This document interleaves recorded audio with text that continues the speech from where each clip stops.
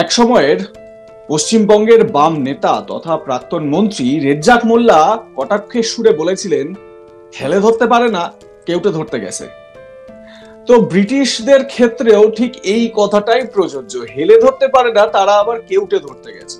আর সেই কেউটে ধরতে গিয়ে তাদের যে লেজে গোবরে অবস্থা হয়েছিল ভিউয়ার্স, সেই গল্পই আজকে আপনাদের সামনে তুলে ধরবো ইতিহাসের পাতা থেকে। এবং এটি ইতিহাসের পাতায় একদম সত্য ঘটনা, যেগুলো ইতিহাসের বইতে হয়তো সেরকম ভাবে লেখা নেই, কিন্তু এই সাম্রাজ্যবাদ লোভী ব্রিটিশ সরকার বা ব্রিটিশ ইংরেজরা, তারা যেভাবে একটা ভয়ঙ্কর পরিস্থিতির মুখোমুখি হয়েছিল ভারতে, সেই কথাই আজকে আমি শেয়ার করব। পুরো ভিডিওটি স্কিপ না করে শেষ পর্যন্ত শুনবেন, অনেক ইন্টারেস্টিং ফ্যাক্টস আপনারা জানতে পারবেন। তার জন্য আপনারা কি করবেন, আমরা যেরকম প্রত্যেকদিনই বলে থাকি, এই ইউটিউব চ্যানেলটি সাবস্ক্রাইব করে নিন আজ তাক বাংলার, বেল বাটন প্রেস করুন নোটিফিকেশন পাওয়ার জন্য। আর হ্যাঁ, আজ তাক বাংলার হোয়াটসঅ্যাপ চ্যানেল ফলো করুন একই জায়গায় বিভিন্ন খবরের আপডেট পাওয়ার জন্য।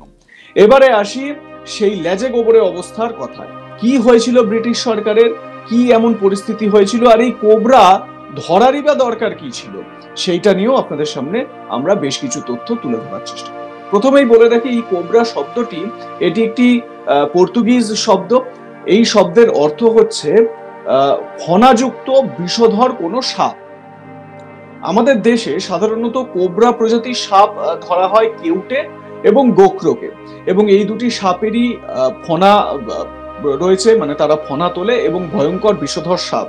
ওই যে বলে না, এক ছোবলেই ছবি, তো এক ছোবলেই ছবি হওয়ার মতন তারা কিন্তু বিষধর।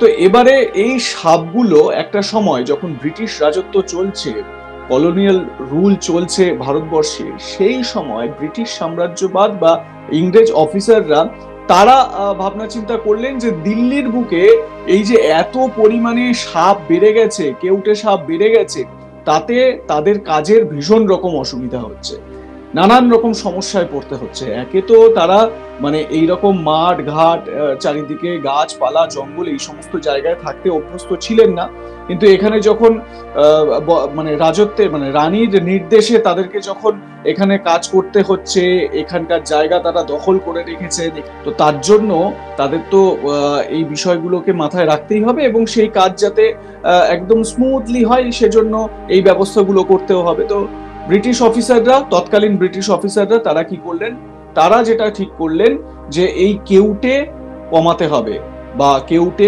গোখরো এই বিষধর যে সাপগুলো, সেই সাপগুলো দিল্লির রাস্তা থেকে কমাতে হবে, তাহলে তারা সুরক্ষিত থাকবে। তো এইটা করার জন্য তারা একটা অভিনব পন্থা নিলেন। কি পন্থা, সেটাই এবারে বলি। তারা একটা পন্থা নিলেন যে যে কোনো ব্যক্তি, কেউ যদি ওই গোখরো সাপ বা কেউটে সাপের যে ছাল, সেই ছাল যদি দিতে পারেন, তাহলে তাদেরকে পুরস্কৃত করা হবে। আগে হ্যাঁ, এইরকমই একটা অভিনব প্ল্যান, এটা নাকি দারুণ প্ল্যান ছিল তাদের। এবারে সেই প্ল্যান নিয়ে কি অবস্থা তাদের হয়েছিল সেটাও আপনাদের বলবো, তবে তার আগে আমি একটু বলে রাখি, কয়েকদিন আগেই একটা ভিডিও আমি শেয়ার করেছিলাম এই ব্রিটিশদেরই এক অপকর্মের কথা, সেটাও আপনারা দেখতে পারেন আই বাটনে ক্লিক করে।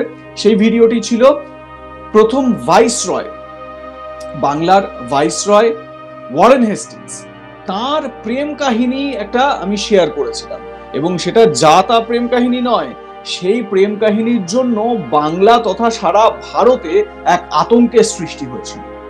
কি সেই আতঙ্ক, আর সেই প্রেম কাহিনী কেন এইরকম ফেমাস হয়েছে, সেই বিষয়টাও আমি আপনাদের সামনে তুলে ধরেছিলাম একটি ভিডিও শেয়ার করে।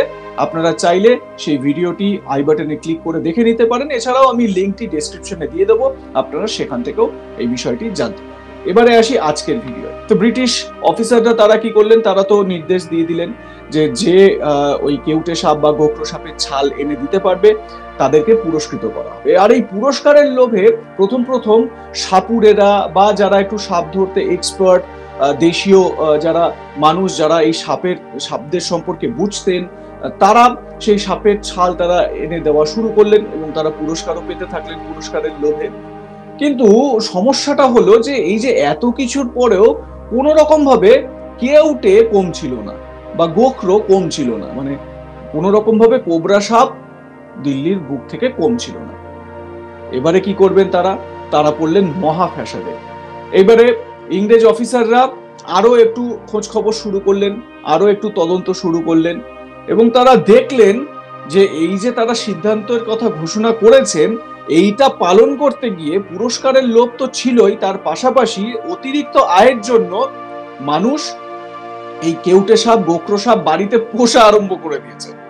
তাহলে তারা সেই কেউটে সাপ বা গোখরো সাপের খেলা দেখিয়ে টাকা রোজগার করতে পারবেন, বা হয়তো অন্য কাজে ব্যবহার করতে পারবেন। অন্য কেউ যদি বেশি দাম দেয় তাহলে তাদেরকে সাপটা বিক্রি করতে পারবেন। এই রকম লোভে সব দেখা গেল যে এরকম মানুষ যারা সাপ নিয়ে নাড়াচাড়া করেন, তারা সেই সমস্ত সাপগুলোকে নিজেদের বাড়িতেই প্রতিপালন করা শুরু করলেন। এবারে ইংরেজ অফিসাররা পড়লেন মহা ফ্যাসাদে। তারা করতে চেয়েছিলেন একরকম, আর হয়ে গেল আরেক রকম। এবারে তারা সিদ্ধান্ত নিলেন যে না, আর না, অনেক হয়েছে, অনেক হয়েছে কারিগরি, এবারে ক্ষান্ত হও। তারা বললেন যে আর দরকার নেই, কোনো রকম ভাবে আর পুরস্কার দেওয়া হবে না। যারা বাড়িতে সাপ এরকম ভাবে পুষছেন বা যারা সাপ প্রতিপালন করছেন তাদেরকেও কোনো রকম পুরস্কৃত করা হবে না, আর্থিক সহায়তা করা হবে। এবার যেই না মানুষজন এই শুনলেন, তারা এবার ভাবলেন যে ধুর, যদি সাপ পুষে পুরস্কার না পাই তাহলে আমাদের এই সাপ রেখে লাভ কি, ছেড়ে দিই তার থেকে বরং। সবাই সাপ ছেড়ে দেওয়া শুরু করলেন। তাতে করে বিপদ কি হলো, দিল্লিতে কিলবিল করে কেউটে গোখরো ঘুরে বেড়াতে শুরু করলো। অর্থাৎ ইংরেজরা যে কেউটে কমাতে গেছিল, সেই কমাতে গিয়ে তারা বাড়িয়ে ফেললো। এইরকমই লেজে গোবরে অবস্থা হয়েছিল তাদের। তাহলে এটা বোঝাই যাচ্ছে যে এই ব্রিটিশ সরকার বা ইংরেজ শাসনের সময় ইংরেজরা বিভিন্ন সময় কতটা অসহায় হয়ে পড়েছিল।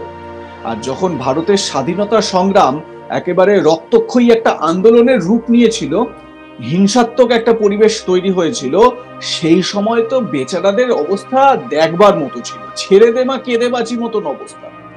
তা না হলে নেতাজি সুভাষচন্দ্র বসুকে এদের এত ভয়? সত্যি ব্রিটিশ শাসন এবং ইংরেজ শাসকরা তারা পারেনও বটে, করতে গিয়েছিলেন এক আর হয়ে গেল আরেক। দর্শক বন্ধুরা, আপনাদের মতামত কি জানাতে ভুলবেন না কমেন্ট সেকশনে। আর হ্যাঁ, অবশ্যই ইতিহাসের পাতা থেকে এই ধরনের কোনো স্টোরি বা এই ধরনের কোনো সাবজেক্ট যদি আপনাদের মাথায় থাকে তাহলে অবশ্যই কমেন্ট করে আপনারা জানান। আমি চেষ্টা করব সেই সংক্রান্ত ভিডিও আপনাদের সামনে তুলে ধরার এবং সেই বিষয়ে আপনাদের অবগত করার। আমি অধীর আগ্রহে অপেক্ষা করব, আপনারা সেই ধরনের কন্টেন্ট আমাদের হাতে তুলে দেবেন। আমাদের কন্টেন্ট গুলো কেমন লাগছে আপনারা জানাতে ভুলবেন না কমেন্ট সেকশনে। দেখতে থাকুন আজ তাক বাংলার ইউটিউব চ্যানেল, সাবস্ক্রাইব করে নিন চ্যানেলটি, বেল বাটন প্রেস করতে ভুলবেন না। এবং যেরকম আমি সবসময় বলি যে আজ তাক বাংলার হোয়াটসঅ্যাপ চ্যানেলটি এই মুহূর্তে নাম্বার 1 ফলোয়ার্স এর দিক থেকে। তো আপনারা হোয়াটসঅ্যাপ চ্যানেলটি ফলো করুন এবং একই জায়গায় বিভিন্ন খবরের আপডেট আপনারা পেতে থাকুন। দেখতে থাকুন আজ তাক বাংলা।